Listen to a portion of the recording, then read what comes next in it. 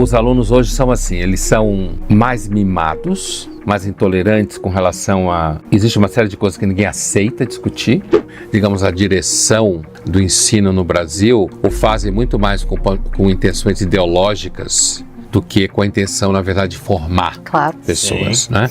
Principalmente a área de humanas, que muita gente acha que podia até acabar o curso. Pondé, eu fui seu aluno no curso de publicidade da FAAP. Foi um semestre de aulas muito impactantes.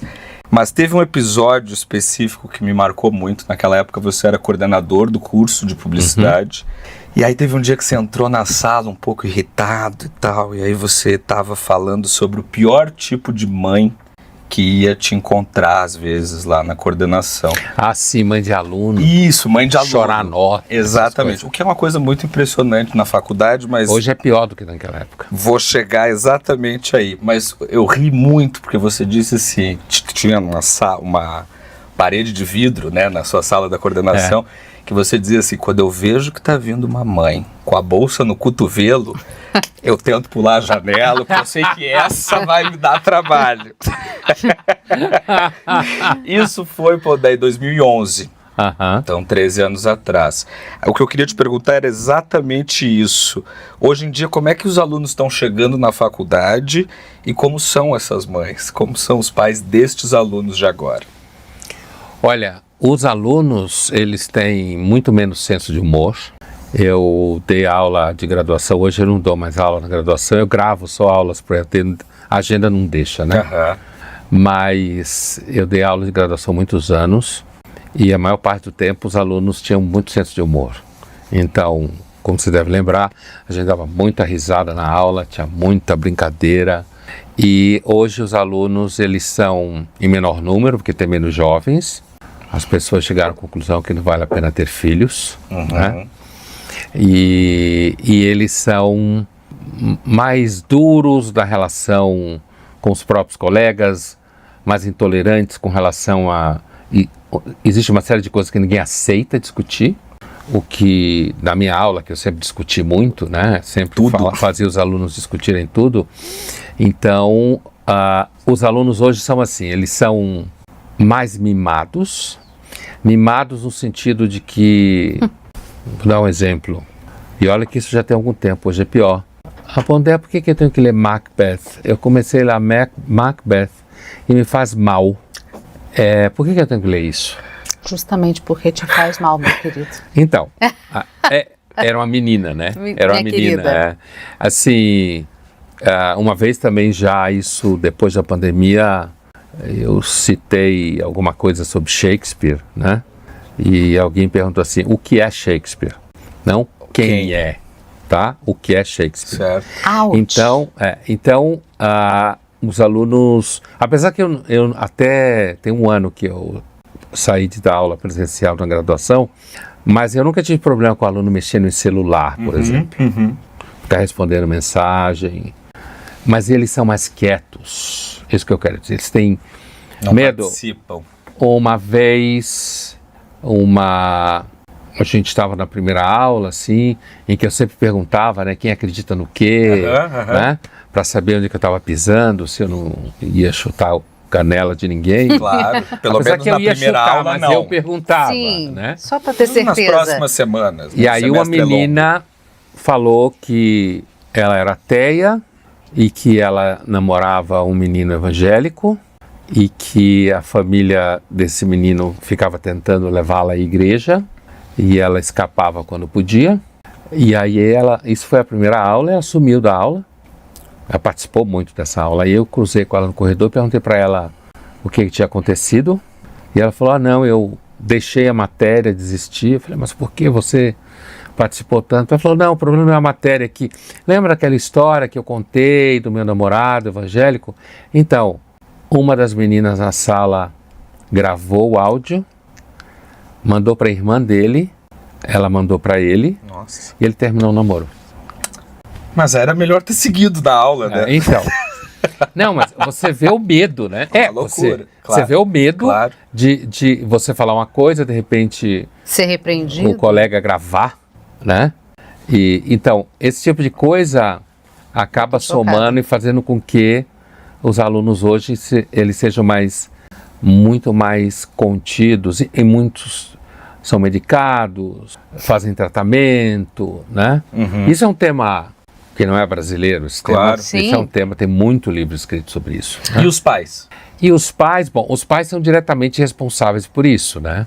Primeiro, cada vez mais os alunos vêm de famílias que são filhos únicos, o que já dá uma zoada, Claro. né?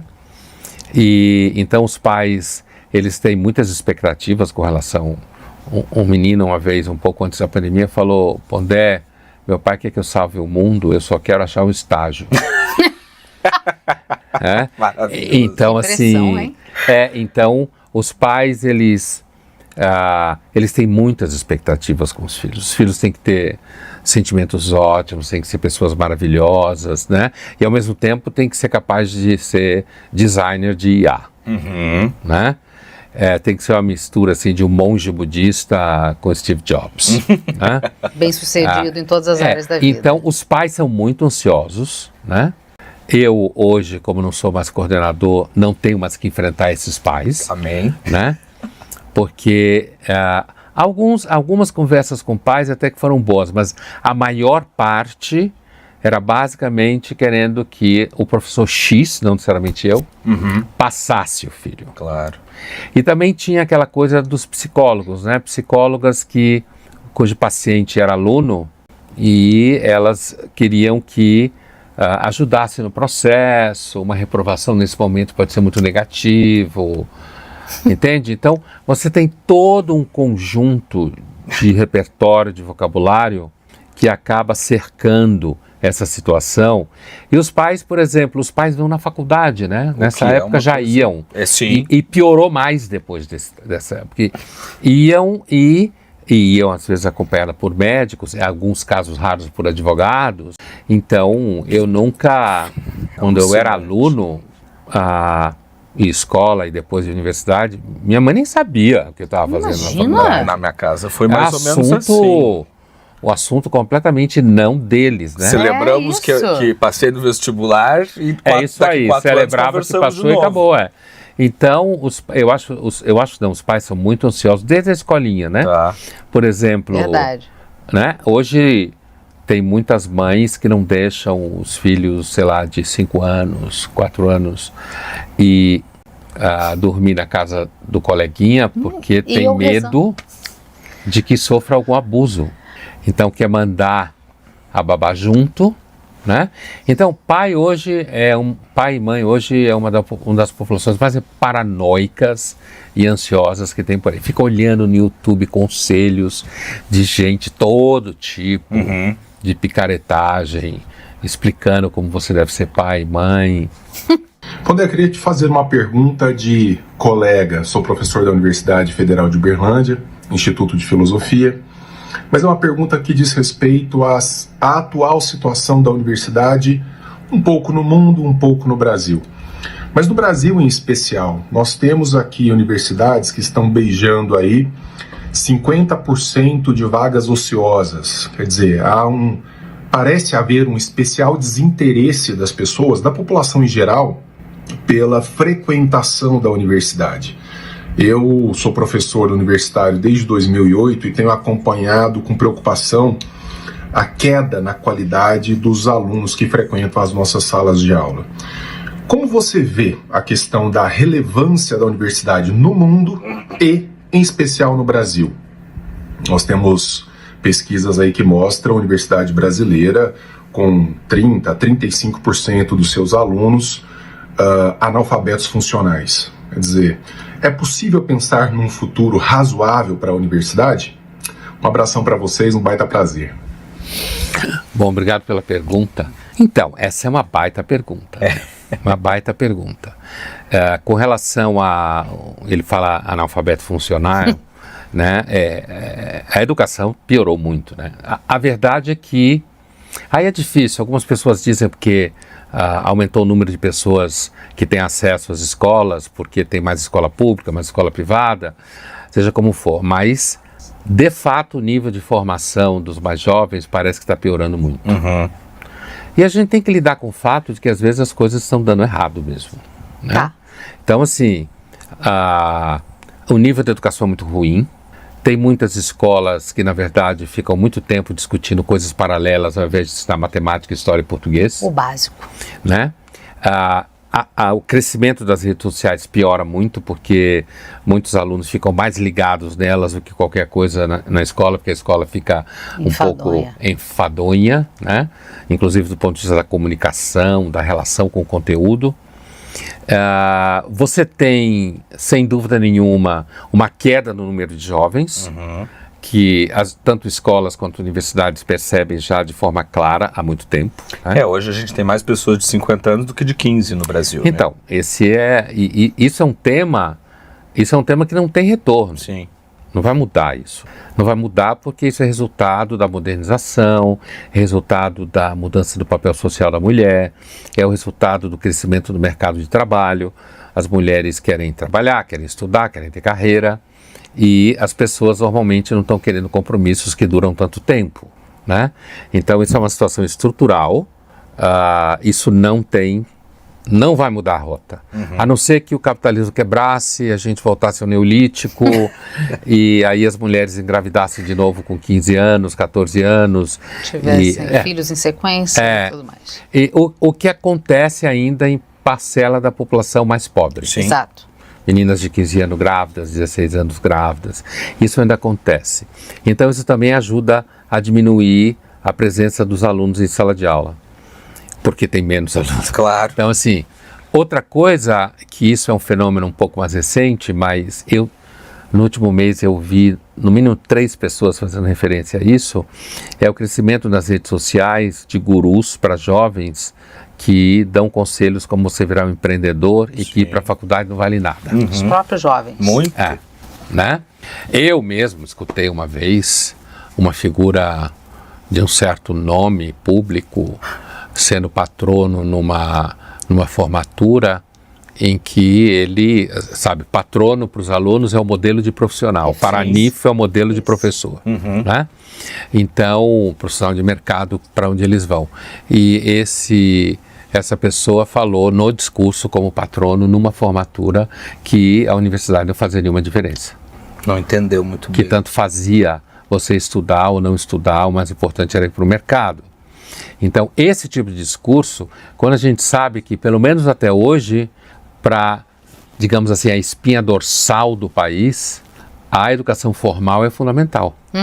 Né?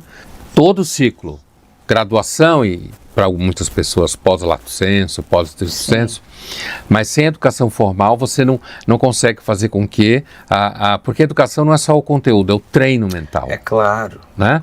É a socialização que você faz. Não tem a ver com onde eu vou usar fórmula de Bhaskara. Isso aí. Tem gente que acha que é esse tipo de coisa.